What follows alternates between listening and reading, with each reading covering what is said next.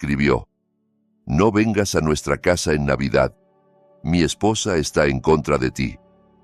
Yo solo sonreí. Él no sabía que esa casa había sido mía desde hacía mucho tiempo. Le mandé un mensaje y 1 hora después, mi hijo estaba plantado delante de mi puerta. Me alegra que estés aquí conmigo. Por favor, dale like a este video, escucha mi historia hasta el final y cuéntame desde qué ciudad me estás escuchando. Así sabré hasta dónde ha llegado mi relato. Llevaba 32 años construyendo mi vida en este país. 32 años desde que llegué sin nada, trabajando en 2 empleos, ahorrando cada centavo y comprando por fin mi propia casa. Luego, hace 5 años, cuando mi hijo Andrés se casó, tomé lo que creí que era una decisión generosa. Puse la entrada de una casa preciosa de 3 habitaciones para él y su nueva esposa, Valeria. La casa quedó a mi nombre, solo de forma temporal, o eso les dije, hasta que ellos construyeran su historial de crédito. No se preocupen por eso, les repetí. Somos familia. Durante el primer año todo parecía perfecto. Andrés me llamaba todos los domingos, me invitaban a cenar. Valeria me sonreía y me abrazaba, llamándome papá, con una dulzura que entonces me parecía sincera. Tenía que haber sospechado que era demasiado bonito para ser verdad. Los cambios empezaron de forma casi invisible. Las llamadas de los domingos se volvieron quincenales, luego mensuales. Cuando yo proponía ir a visitarlos, siempre había una excusa nueva. Valeria no se siente bien. Ya tenemos planes. La casa está hecha un desastre. Yo intentaba no darle demasiadas vueltas. Las parejas jóvenes necesitaban su espacio, ¿no? Pero llegó el Día de Acción de Gracias del año pasado y todo dejó de poder justificarse con la palabra espacio. Ese día llegué a su puerta con mi famoso pastel de calabaza, el mismo que Andrés adoraba desde niño. Valeria abrió, con una sonrisa rígida y mecánica. «Ah, viniste», dijo, como si no hubiéramos confirmado 3 veces esa semana. Durante la cena fue dejando caer comentarios envenenados. A Andrés nunca le enseñaron a recoger sus cosas. Supongo que hay personas que no aprendieron buenos modales en la mesa cuando crecían. Cada puñalada venía envuelta en una risa ligera, como si fuera una broma, pero sus ojos estaban fríos. Andrés no dijo nada. Mi hijo, el mismo que de niño me defendía de los abusones del patio, se quedó callado, moviendo la comida en el plato.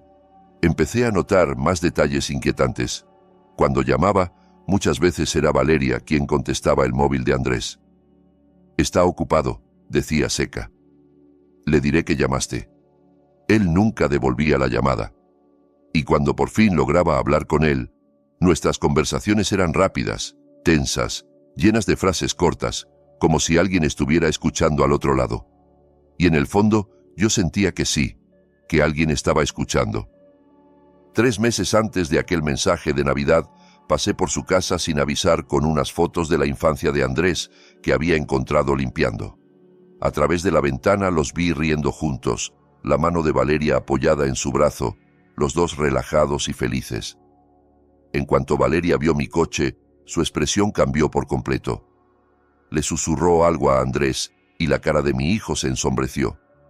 Cuando abrieron la puerta, el calor que acababa de ver segundos antes había desaparecido.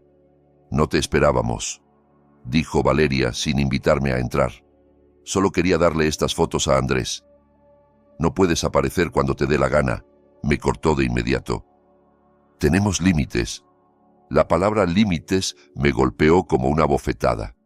«¿Desde cuándo un padre necesita permiso para ver a su hijo?», pregunté, todavía en el umbral. «El mes pasado llamé para preguntar por los planes de Navidad», contestó Valeria. «Este año haremos lo nuestro», dijo plana, sin emoción. «Solo los dos. Es importante para nuestro matrimonio». «Pero es Navidad», protesté. «Siempre la pasamos juntos». «Las cosas cambian», respondió y colgó. Esa noche lloré. De verdad lloré. A mis 63 años había sobrevivido a la pobreza, a un primer matrimonio con una mujer abusiva, al cáncer y a reconstruir mi vida en un país nuevo. Pero esto Mi propio hijo eligiendo a otra persona por encima de mí, precisamente en Navidad, rompió algo dentro de mí.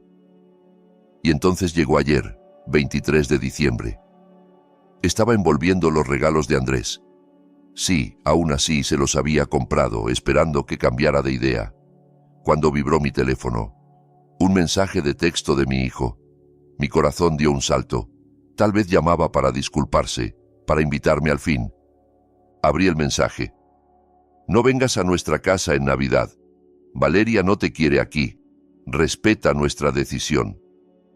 Me quedé mirando esas palabras hasta que se emborronaron. ¿Nuestra casa? ¿Su casa? La casa que yo había comprado. La casa cuya entrada había salido de mis ahorros. La casa que seguía estando a mi nombre, con mi firma en la escritura. Y encima, Valeria no te quiere aquí. Lo volví a leer. No ponía hemos decidido ni necesitamos espacio. No. Ponía Valeria no te quiere aquí. Mi hijo ni siquiera fingía que era su elección. Me había tirado a la basura por una mujer a la que conocía desde hacía 6 años, mientras yo le había dado la vida, lo había criado solo y había sacrificado todo por él. Algo dentro de mí, esta vez, no se rompió, se cristalizó, se volvió duro, claro, frío y afilado. Sonreí, sonreí de verdad. ¿De verdad pensaban que podían desterrarme de una casa que era mía? ¿Que de verdad era un viejo indefenso que iba a aceptar ese desprecio en silencio? Mis dedos empezaron a moverse por la pantalla del móvil. Escribí 3 frases, simples, directas, devastadoras. Le recordé que la casa estaba a mi nombre, que legalmente eran inquilinos y que, dado su mensaje, les daba un preaviso formal de 30 días para desalojar. Pulsé enviar. Luego esperé. Exactamente 53 minutos después, escuché un coche frenando bruscamente en mi entrada. Desde la ventana del salón vi cómo Andrés daba un portazo al coche. Tenía la cara roja y los movimientos nerviosos, desbordados por el pánico. Prácticamente corrió hacia mi puerta golpeando con fuerza antes de que yo siquiera me pusiera en pie. «Papá, papá, abre la puerta». Me tomé mi tiempo. Me alisé la camisa, me miré en el espejo del pasillo y lo dejé llamar 3 veces más antes de girar la llave. «Papá, ¿qué diablos? No puedes simplemente...» «¿No puedo qué, Andrés?», pregunté con voz tranquila, casi amable. «¿No puedo mandarle un mensaje de texto a mi propio hijo? Dijiste que nos estás echando, que tenemos 30 días para irnos. Es lo que exige la ley aquí. 30 días de preaviso para un desalojo». Lo he mirado. Pasé junto a él hacia la cocina y me serví una taza de té. Las manos no me temblaban, aunque el corazón me latía con fuerza. «¿Quieres té, hijo?» «Esto no tiene gracia», me siguió, la voz quebrada. «Esa es nuestra casa. Hemos vivido allí 5 años. No puedes echarnos por un solo mensaje». Me giré para mirarlo. Lo miré de verdad. ¿En qué momento mi hijo se había convertido en este desconocido? ¿Cuándo había aprendido a priorizar las exigencias de una mujer por encima de los sentimientos de su padre? «Un solo mensaje», repetí suavemente. «¿De verdad crees que se trata de eso?» Titubeó.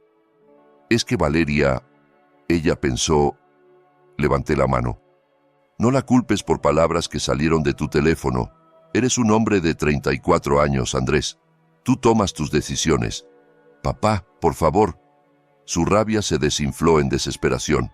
«No podemos permitirnos mudarnos ahora. Valeria acaba de dejar su trabajo para empezar su negocio en línea y yo... Los alquileres por ahí están por las nubes. Deberías haber pensado en eso antes de decirme que no fuera a mi casa en Navidad». Las palabras se quedaron suspendidas en el aire. Vi cómo poco a poco la comprensión se abría paso en su rostro. La casa. La había olvidado. O quizá Valeria se había encargado de que la olvidara. ¿Cuántas veces habría repetido nuestra casa hasta que él se lo creyó? «Fue un error», murmuró. «No debería haber enviado ese mensaje. Pero el desalojo es exagerado. Pensé en el último año. Las visitas canceladas, las miradas frías, la forma en que Valeria me había ido sacando de la vida de mi hijo trozo a trozo, mientras yo agachaba la cabeza para no ser el suegro problemático. Pensé en Acción de Gracias, sentado a su mesa mientras ella me insultaba con una sonrisa. Pensé en llamar al teléfono de Andrés y escuchar siempre la voz de ella. Pensé en desaparecer lentamente de la vida de mi hijo mientras ellos vivían en una casa que yo había pagado. ¿Sabes qué es exagerado?, dije por fin. Que me digan que no soy bienvenido en una casa que es mía, que mi hijo elija hacerme daño porque su esposa se lo exige, que me dé cuenta de que crié a alguien capaz de descartarme tan fácilmente. No te estoy descartando. Sus ojos se llenaron de lágrimas. Papá, te quiero. Entonces, ¿por qué enviaste ese mensaje, Andrés? Mi voz se quebró a pesar de todo. ¿Por qué no la enfrentaste ni una sola vez? Solo una. Abrió la boca, la cerró, apartó la mirada, y ahí estuvo la verdad que los dos sabíamos, pero él no se atrevía a decir. Le tenía miedo a Valeria, a su carácter, a sus enfados, a su manipulación.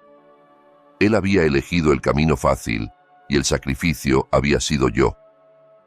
Necesito que te vayas ahora, dije al fin, en voz baja. Papá. 30 días, Andrés. El aviso es oficial. Tienes 30 días para encontrar otro sitio donde vivir. Cuando se fue, me quedé sentado en mi cocina temblando. ¿Qué había hecho? Acababa de desalojar a mi propio hijo, a mi único hijo, al niño al que había criado solo después de que su madre nos abandonara, al hombre al que había ayudado, apoyado y amado incondicionalmente durante 34 años. Pero mientras permanecía allí, algo empezó a imponerse sobre el miedo. Una certeza fría y firme. Saqué el portátil y empecé a hacer listas. Lo primero era la documentación. Fui al archivador y saqué la escritura de la casa, los papeles de la hipoteca, cada recibo de pago. Mi nombre, solo mi nombre. La casa era mía, legal y completamente. Andrés y Valeria no habían aportado nada, ni a la entrada, ni a la hipoteca, ni a los impuestos. Lo segundo era entender bien mi posición legal. Investigué las leyes de inquilinos, los procedimientos de desalojo, los derechos de propiedad. Tomé notas con la misma letra ordenada que había aprendido en mi primer trabajo en este país como auxiliar administrativo mientras estudiaba español por las noches. Lo tercero era prepararme para el siguiente movimiento de Valeria, porque sabía que lo habría. Ya conocía su tipo, había tardado, pero por fin la veía con claridad. No iba a aceptar esto en silencio, iba a pelear, a manipular, a intentar girar a Andrés completamente en mi contra, pero esta vez yo no estaría desprevenido. Esta vez protegería lo que era mío. A la mañana siguiente fui al despacho de la abogada que había tramitado mi testamento 2 años atrás, Patricia Herrera. Patricia rondaba los 50, mirada afilada y cero tolerancia a las tonterías, exactamente lo que necesitaba. Quiero asegurarme de que el aviso de desalojo es legalmente impecable, le dije, deslizándole los papeles sobre el escritorio. Ella los leyó despacio, con expresión neutra. ¿Este es tu hijo y su esposa? Sí. ¿Y han vivido allí sin pagar alquiler durante 5 años? Sí. Yo puse la entrada. La casa está completamente a mi nombre. Ellos jamás han pagado ni $1 de hipoteca ni de impuestos. Patricia se recostó en su silla. Entonces, legalmente, estás totalmente en tu derecho. El aviso de 30 días es correcto, pero, Rafael, se detuvo, eligiendo bien las palabras. ¿Estás seguro de querer seguir adelante? Los conflictos familiares pueden volverse muy feos, muy rápido. Ya es feo, respondí en voz baja. Yo solo lo estoy formalizando. Asintió despacio. Muy bien. Presentaré hoy mismo la demanda de desalojo ante el juzgado. También deberías considerar hacer una tasación formal del inmueble y documentar cualquier daño en la casa. Si han hecho modificaciones sin autorización o hay desperfectos, Querrás tener pruebas. No lo había pensado. ¿Puedes recomendarme a alguien? Escribió un nombre y un número en una tarjeta. Guillermo Morales. Es meticuloso y rápido. Dile que vas de mi parte. Al salir de su despacho, mi teléfono vibró. Un mensaje de Andrés. Tenemos que hablar, por favor. No respondí. 2 días después, Guillermo Morales recorrió la casa conmigo mientras Andrés y Valeria estaban en el trabajo. Yo, por supuesto, conservaba mi juego de llaves. Era mi casa. Le había avisado a Andrés por mensaje de que iba a hacer una inspección como era mi derecho legal. Lo que Guillermo encontró me heló la sangre. Estas paredes eran muros de carga, dijo, señalando el salón convertido en concepto abierto. Alguien las ha tirado sin permiso. Es una modificación estructural seria y una violación del código de construcción. Miré el espacio. Recordé cuando Andrés me habló por primera vez de la reforma. Valeria estaba entusiasmada. Vamos a abrir todo el espacio, quedará súper moderno. Yo pensé que hablaban de pintar y decorar. Hay más, añadió Guillermo llevándome al baño principal. Mira esto, han cambiado toda la fontanería. Tampoco encuentro permisos en los registros de la ciudad. Y este alicatado golpeó suavemente la pared. Sonó hueca. Detrás hay filtraciones, seguro. Está mal instalado. Esto pueden ser decenas de miles de dólares en reparaciones. Mi casa, mi inversión, la estaban destrozando. Tendré el informe completo para el viernes, dijo Guillermo al despedirse. Pero tiene que saberlo, señor Rafael. Entre la obra sin permiso y los daños por agua, está mirando una cantidad muy seria de dinero si quiere arreglar esto como es debido. Cuando se fue, me quedé sentado en el coche, frente a la casa que había comprado con tanta ilusión 5 años antes, la casa que se suponía que aseguraría el futuro de mi hijo. En vez de eso, Andrés y Valeria la habían destripado, modificado y dañado sin consultarme, sin permiso, sin siquiera ser honestos con lo que estaban haciendo. Esa tarde sonó el teléfono. Valeria. Estuve a punto de no contestar, pero algo me hizo deslizar el dedo. Rafael. Su voz estaba helada, cortante. Ya no había papá. Recibimos tu notita sobre la inspección. ¿Cómo te atreves a invadir nuestra intimidad así? Es mi casa, Valeria. Tengo todo el derecho legal. Derecho legal. Soltó una carcajada seca. Estás intentando dejarnos en la calle justo antes de Navidad. ¿Qué clase de padre hace eso? La clase de padre cuyo hijo le dice que no es bienvenido en una propiedad que él compró. Respondí. Silencio. Luego, esa casa ha sido nuestro hogar durante 5 años. Nuestro. Hemos puesto nuestro corazón y nuestra alma ahí. La hemos dejado preciosa. ¿Y crees que puedes arrebatárnosla así como así? No les estoy quitando nada. Solo estoy recuperando lo que siempre fue mío. Andrés nunca te perdonará por esto. Su voz se volvió viscosa, venenosa. Vas a morir solo, viejo. Sin hijo, sin nietos, sin familia. ¿Eso es lo que quieres? La amenaza era clara. Elige la casa y pierde a tu hijo para siempre. Mi mano se apretó alrededor del teléfono. Has hecho modificaciones estructurales en mi propiedad sin permiso. Has tirado muros de carga, provocando daños por agua. Lo tengo todo documentado. No puedes, tartamudeó. 30 días, Valeria. El reloj ya corre. Colgué. Me temblaban las manos, el corazón se me salía del pecho, pero lo había hecho. Me había enfrentado a ella. Por primera vez, después de meses de manipulación y crueldad, yo había empujado de vuelta. Aquella noche no pude dormir. Las palabras de Valeria resonaban en mi cabeza. Vas a morir solo. Y sí tenía razón. Estaba destruyendo la relación con mi hijo por una casa. Pero no se trataba solo de la casa. Era cuestión de respeto, de dignidad, del hecho de que me habían tratado como si fuera desechable. A las 2 de la mañana, mi móvil vibró. Un correo de Patricia Herrera. Rafael, la demanda de desalojo ya ha sido presentada ante el juzgado. Ahora es oficial. No hay vuelta atrás. ¿Estás seguro de querer continuar? Me quedé mirando la pantalla un buen rato. Luego escribí: «Estoy seguro. Adelante». Y pulsé enviar. No había vuelta atrás. El aviso oficial del juzgado llegó a su casa 3 días después. Lo sé porque Andrés me llamó a las 7 de la mañana, la voz apenas contenida. «Una citación del juzgado, papá. ¿De verdad nos has denunciado?»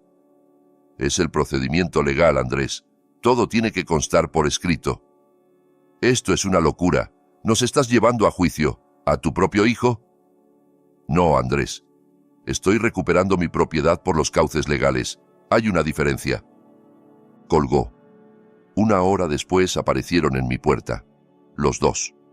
Desde la ventana vi cómo Valeria prácticamente arrastraba a Andrés por el camino de entrada, el rostro retorcido de furia. Abrí antes de que llamaran. «Tenemos que hablar», dijo Valeria, entrando a empujones en mi casa. «Ahora mismo». «Estás en mi hogar, Valeria», contesté con calma. «Te aconsejo que cuides el tono». Se giró hacia mí, los ojos encendidos. «Tu hogar, tu casa. Eso es lo único que te importa, ¿verdad? Propiedades, dinero, cosas. No te importa tu hijo, ni su felicidad, solo tu bendita inversión. Tiraste muros de carga sin permisos», dije sin alterarme. «Has causado daños por filtraciones. Probablemente has devaluado mi propiedad». «La mejoramos», gritó. «La dejamos preciosa. Convertimos esa casa vieja y aburrida en algo moderno y valioso, y así nos lo pagas. La destrozasteis, y lo hicisteis sin pedirme permiso». Andrés dio un paso al frente, pálido. «Papá, por favor, ¿podemos hablar de esto con calma?» «Llevo meses intentando hablar con ustedes, Andrés», respondí. Cada vez que llamé fue Valeria quien contestó. Cada vez que fui me hicieron sentir un intruso. Y cuando esperé pasar la Navidad con ustedes en una casa que yo pagué, me dijiste que no fuera. «Fue un error», fue a decir él. «Fue una decisión», lo interrumpí. «Tomas muchas decisiones, Andrés. Decidiste dejar que tu esposa me insultara en acción de gracias. Decidiste dejar de llamarme. Decidiste apartarme de tu vida. Ahora yo estoy tomando una decisión también». La expresión de Valeria cambió de golpe. La rabia se transformó en algo calculador, peligroso. «¿Quieres ponerte duro? Perfecto», dijo en voz baja. «Yo también sé jugar». Sacó el móvil y empezó a teclear furiosamente.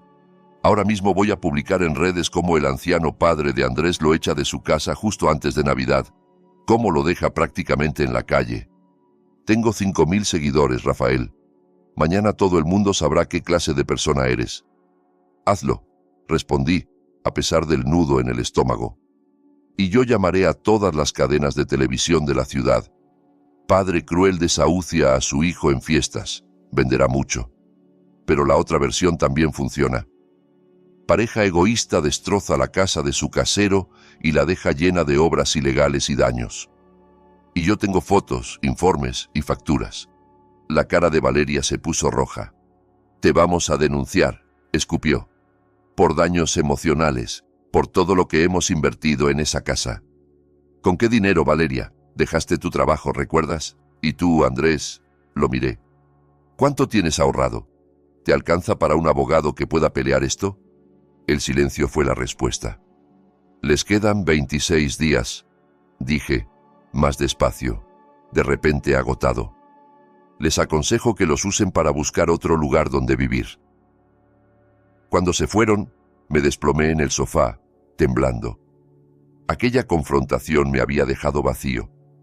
Las amenazas de Valeria resonaban en mi cabeza. Redes sociales, noticieros, humillación pública. ¿Qué había desencadenado? Durante los 3 días siguientes, apenas salí de casa. Estaba agotado física, emocional y espiritualmente. Sí, me había plantado, pero ¿a qué precio? Apagué el teléfono, no miré el correo, ni siquiera abrí las redes. Solo necesitaba silencio, paz, tiempo para respirar y recordar por qué estaba haciendo esto. Pasé esos días en mi jardín, el que llevaba 15 años cuidando. Podé mis rosales, regué mis hierbas, me senté al sol del invierno dejando que el silencio me reconstruyera. Al tercer día, mi vecina Marta apareció con una cazuela. «Hace días que no te veo», dijo con suavidad. «¿Estás bien?» Estuve a punto de mentir. Estuve a punto de decir que todo iba perfecto. Pero Marta había sido mi vecina durante 12 años. Estuvo allí cuando pasé por el tratamiento del cáncer. Me conocía. «Estoy teniendo problemas con Andrés y con su esposa», admití. «Lo he oído». Dejó la cazuela en la mesa. «Valeria publicó algo en internet. Hay bastante gente comentando». Sentí que se me hundía el estómago. «¿Qué dijo?» «Que los estás echando, que eres cruel y vengativo». Marta hizo una pausa. «Pero, Rafael, yo también te conozco, y sé que no harías algo así sin una muy buena razón».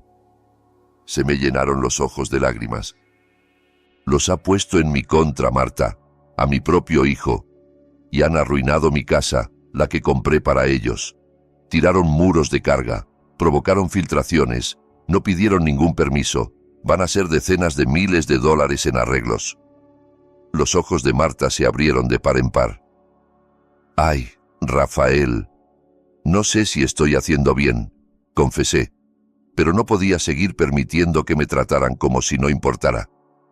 Marta me apretó la mano. «Entonces mantente firme. ¿Me oyes? No te eches atrás». Ese apoyo tan simple, tanta confianza puesta en mí, fue como agua en un desierto. No estaba completamente solo. A la mañana siguiente me desperté más fuerte. Las palabras de Marta me habían devuelto algo que me faltaba: validación. No estaba loco. No era cruel. Estaba protegiéndome. Volví a encender el teléfono. 17 llamadas perdidas de Andrés, 8 de números desconocidos, decenas de mensajes. Empecé a leerlos con cuidado. La mayoría eran de mi hijo. «Llámame, por favor. Tenemos que arreglar esto. Papá, te lo suplico». Pero hubo 3 mensajes que destacaron. Venían del móvil de Valeria, pero el tono era distinto, más suave, casi conciliador. «Rafael, soy Valeria. Creo que empezamos con el pie izquierdo. Podemos hablar. Solo tú y yo. Sé que he cometido errores. Me gustaría disculparme como es debido.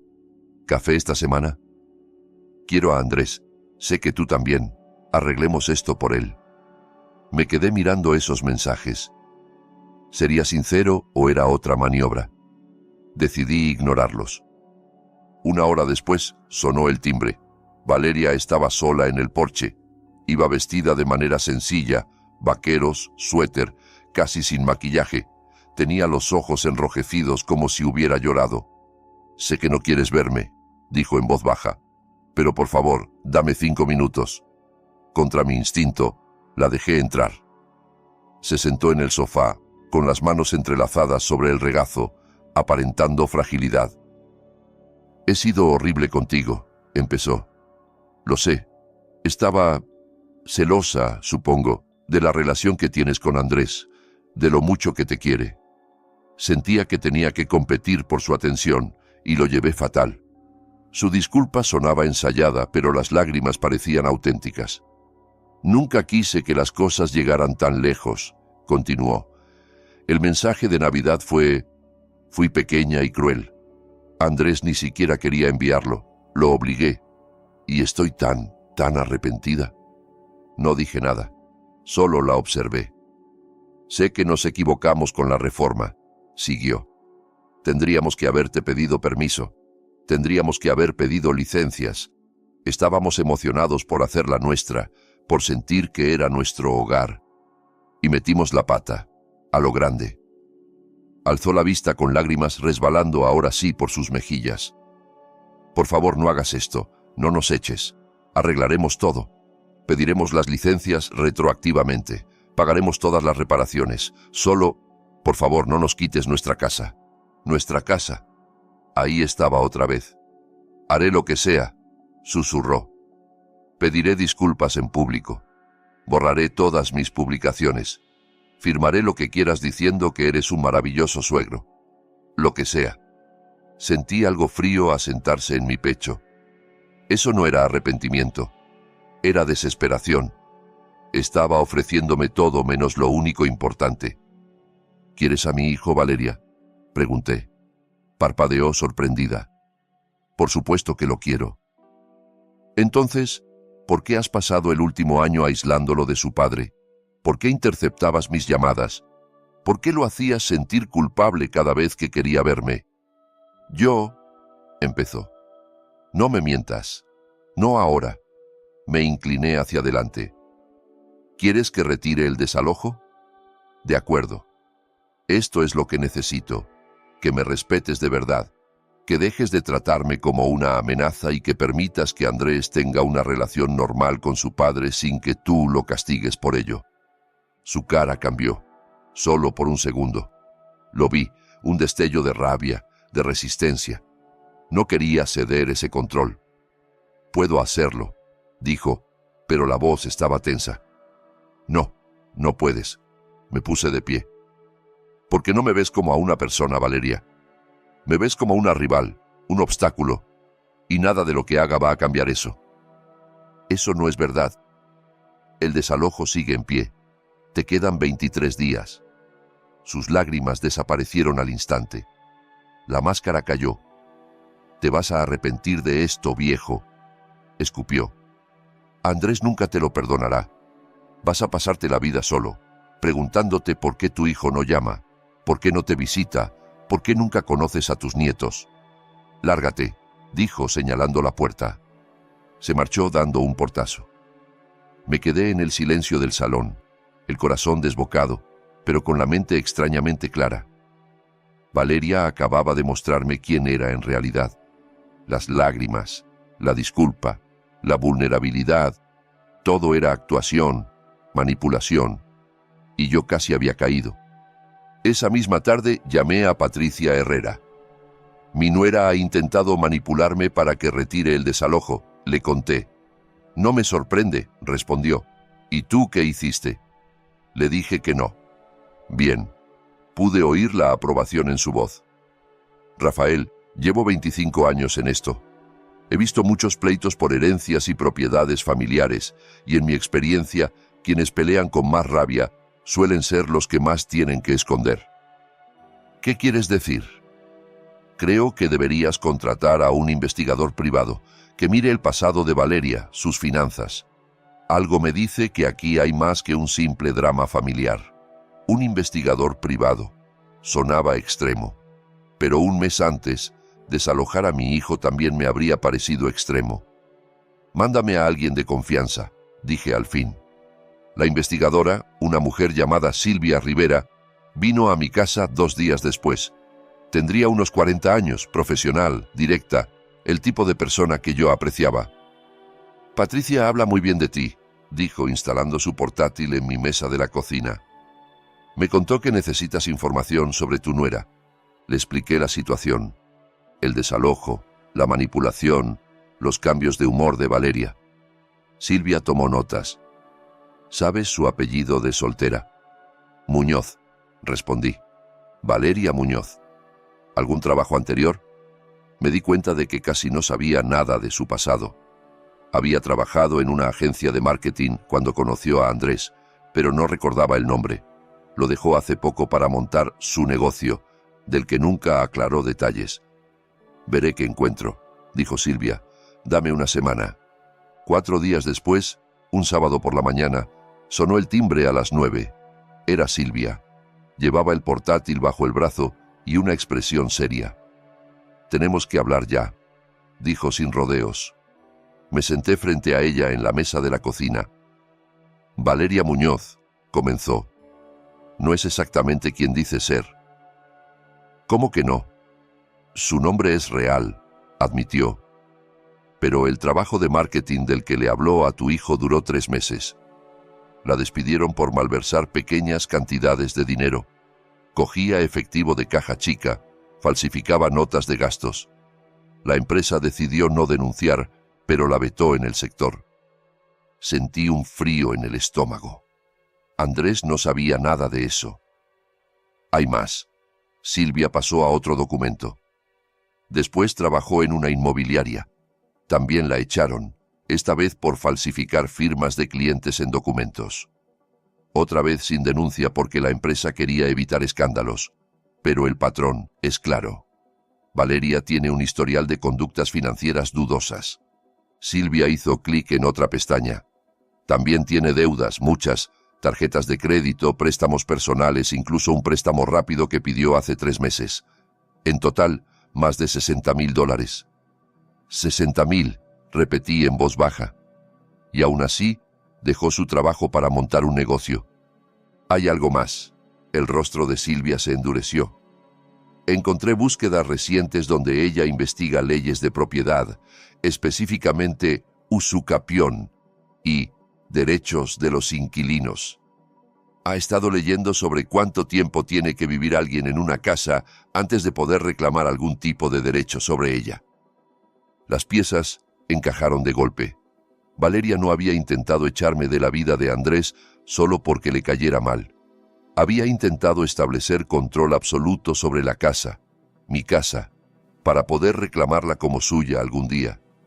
Esto ya no iba de tensión familiar. Se trataba de un intento de robo.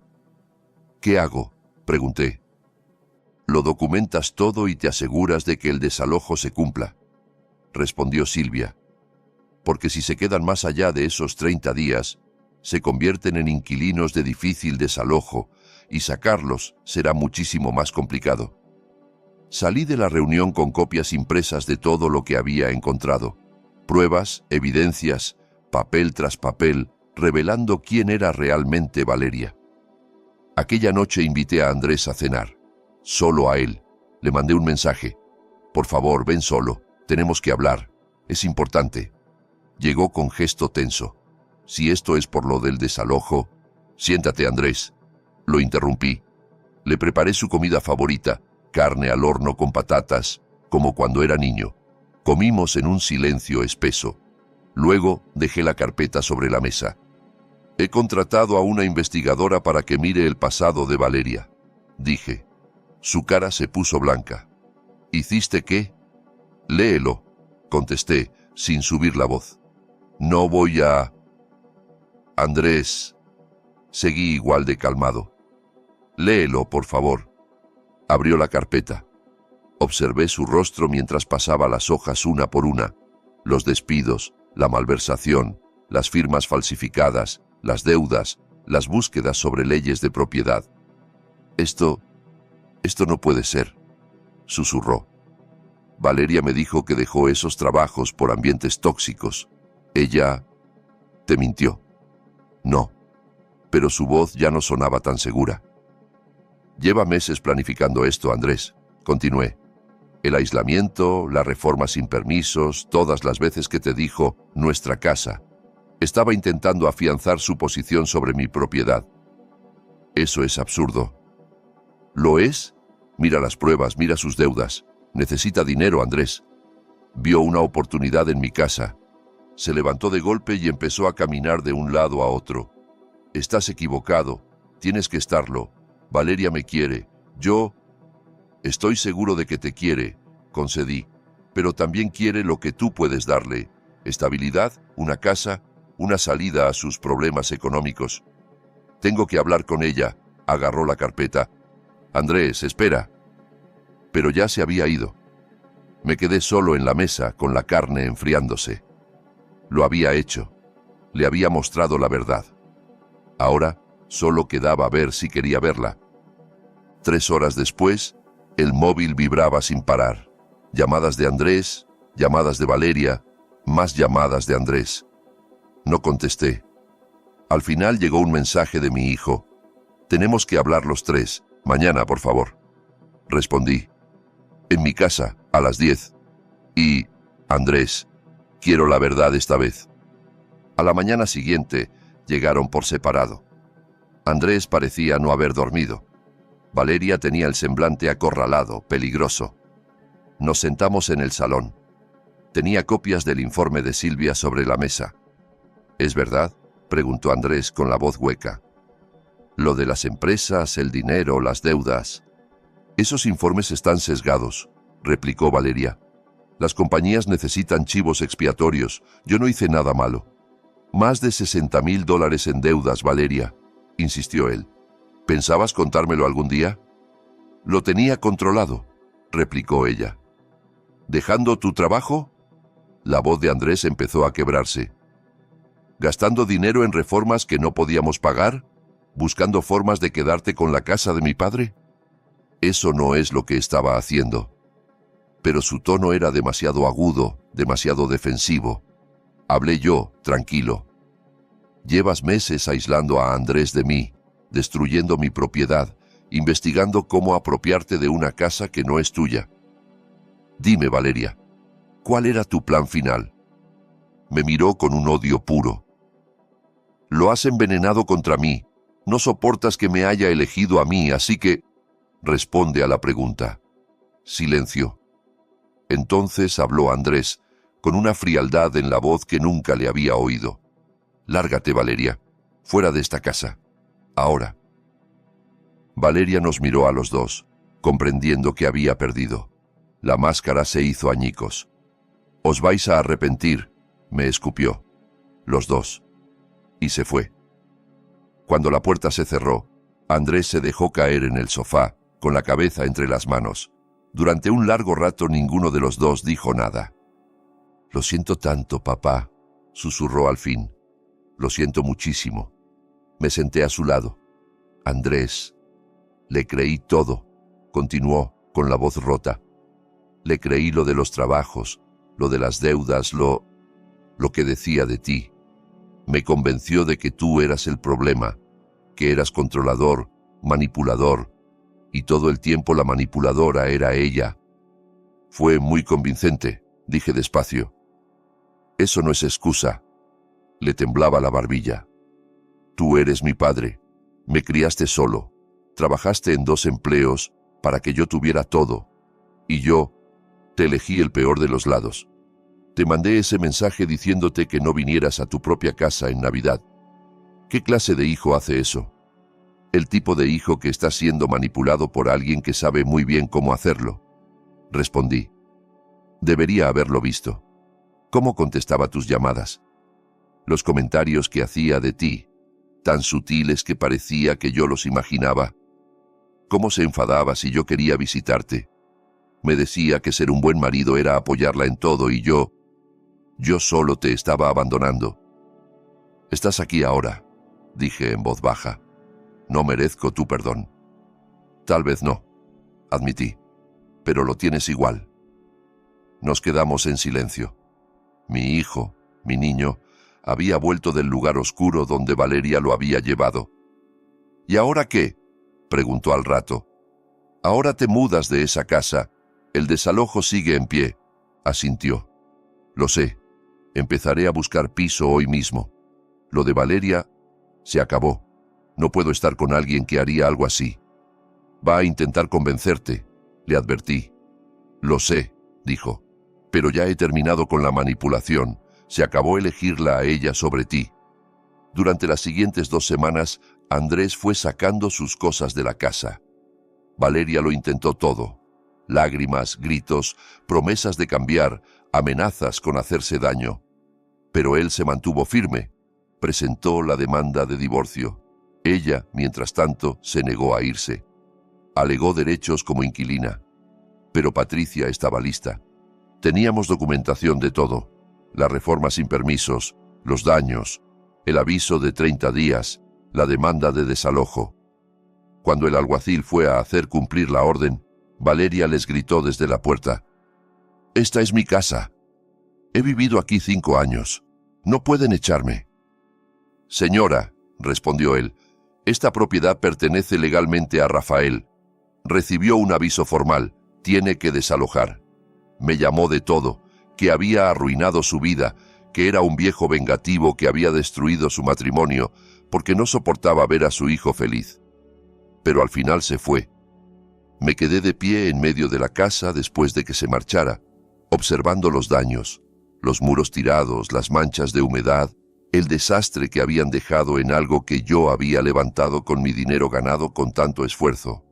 Las reparaciones, según los presupuestos, serían unos $43,000. Dinero que yo no tenía, simplemente ahí, esperando. Pero la casa volvía a ser mía. Mi propiedad, mi seguridad, mi inversión, y Valeria ya no podía tocarla. 2 semanas después, recibí una carta del abogado de Valeria. Me demandaba por enriquecimiento injusto, alegando que había mejorado la propiedad y que merecía que yo la compensara por la reforma. Se la llevé a Patricia. Mi abogada se echó a reír. ¿De verdad?, dijo. Destruyó tu casa con obras ilegales y ahora quiere que le pagues por ello. Esto lo van a tumbar en un segundo. Y así fue. El juez solo necesitó ver la documentación, las violaciones al código de construcción, la falta de permisos, los daños ocasionados. Desestimó la demanda de Valeria de inmediato. No solo eso, ordenó que ella pagara mis costas legales. 3 meses después, Valeria se declaró en bancarrota. Supe por Andrés que se había mudado de nuevo a casa de sus padres en otra ciudad. Su negocio online nunca llegó a despegar. Sus deudas siguieron creciendo. Sin el sueldo de mi hijo, no pudo mantener el estilo de vida que había construido a base de tarjetas de crédito y mentiras. La casa la vendí 6 meses más tarde. No podía costear las reparaciones, así que la vendí tal cual a un promotor. Aún así, obtuve beneficio, no tanto como si hubiera estado impecable, pero suficiente. Suficiente para asegurar mi jubilación, suficiente para demostrarme que había valido la pena plantarme. Andrés me ayudó a recoger las últimas cajas. Mientras cargábamos cosas en el coche, se detuvo. «Nunca te di las gracias», dijo. «¿Por qué?» «Por no rendirte conmigo, por pelear por ti mismo, incluso cuando eso significaba pelear contra mí. Podrías haber aceptado todo, podrías haberte dejado empujar fuera de mi vida.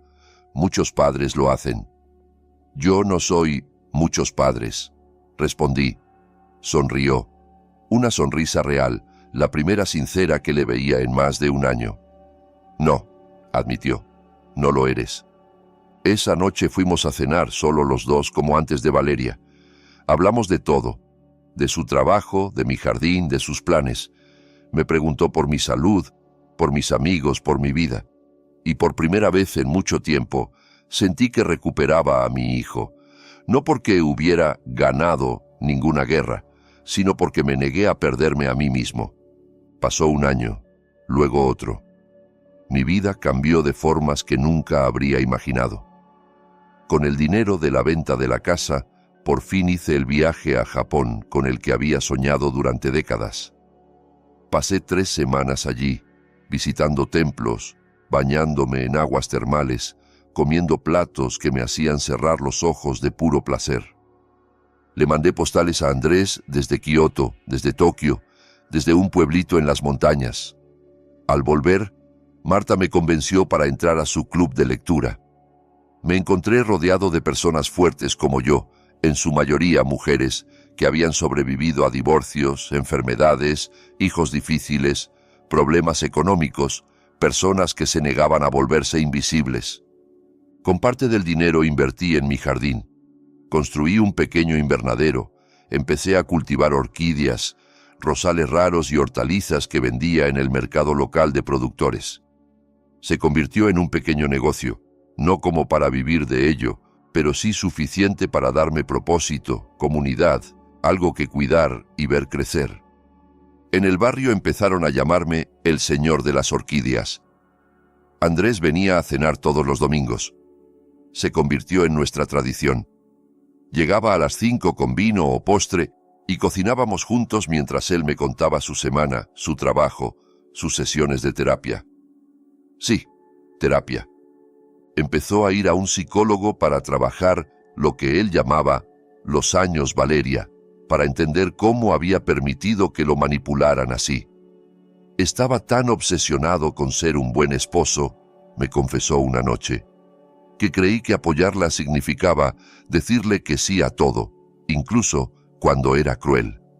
Ahora ya sabes que no es así, le dije. Lo sé gracias a ti. Tiempo después empezó a salir con alguien de nuevo, con mucha más prudencia. Me presentó a Laura 6 meses después de empezar. Era directa, amable, y cuando no estaba de acuerdo con Andrés, lo decía con respeto y claridad. «Tu papá es increíble», le dijo a mi hijo durante una cena. «Irse solo a Japón a su edad, eso es coraje». «Es la persona más fuerte que conozco», respondió él, y el orgullo en su voz me llenó el corazón.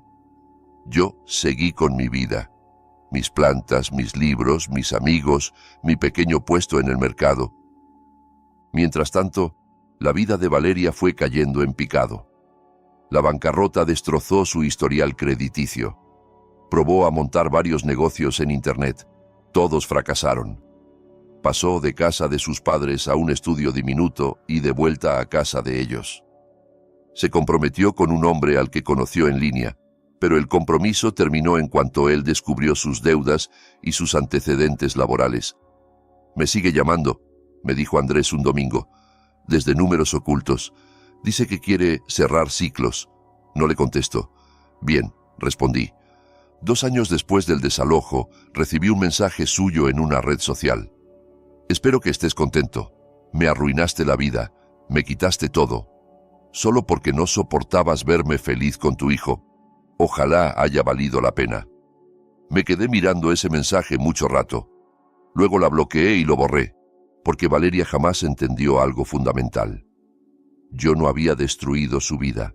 Lo hizo ella sola, con sus mentiras y su codicia. Yo solo me negué a ser su víctima. Mi teléfono sonó. Era Andrés, llamando en su descanso para comer. «Hola, papá. Solo quería oír tu voz». «Aquí estoy», respondí sonriendo. «Ya lo sé. Te quiero». «Yo también te quiero, hijo». Miré alrededor de mi salón, las fotos en las paredes, yo en Japón, yo en el mercado, Andrés y yo riendo. Miré el invernadero a través de la ventana, las orquídeas floreciendo. Miré la vida que había construido. No a pesar de haberme plantado, sino gracias a ello. En mi 67º cumpleaños, Andrés me organizó una fiesta. Vinieron Marta y Carmen, las señoras del club de lectura, los vecinos, Laura. Comimos pastel en el jardín. Andrés se levantó con una copa en la mano y dijo: «Por mi papá, que me enseñó que amar no significa perderse a uno mismo, que poner límites no es crueldad, que protegerse es un acto de valentía». Todos alzaron sus vasos y yo pensé, esto es la verdadera victoria. No la venganza, no el disfrute morboso ante la caída de Valeria, sino la paz, la plenitud, una vida vivida en mis propios términos. Había sobrevivido a esto también. No solo sobrevivido, había aprendido a florecer. Y si quieres saber qué me dejó toda esta historia, te lo diré claramente. Plantarte no es ser cruel, es necesario. El amor no exige que aceptes malos tratos. Proteger lo que es tuyo, tus límites, tu dignidad, tu hogar, no es egoísmo, es supervivencia. Podría haber aceptado que me empujaran fuera de la vida de mi hijo. Muchas personas lo habrían hecho. Yo elegí otra cosa. ¿Y tú? ¿Qué habrías hecho en mi lugar? ¿Habrías luchado o te habrías quedado en silencio? Piénsalo. Y recuerda algo, tú le enseñas a la gente cómo puede tratarte. Gracias por escuchar mi historia hasta el final. Ojalá te dé el valor de defenderte cuando llegue el momento. Te mereces respeto.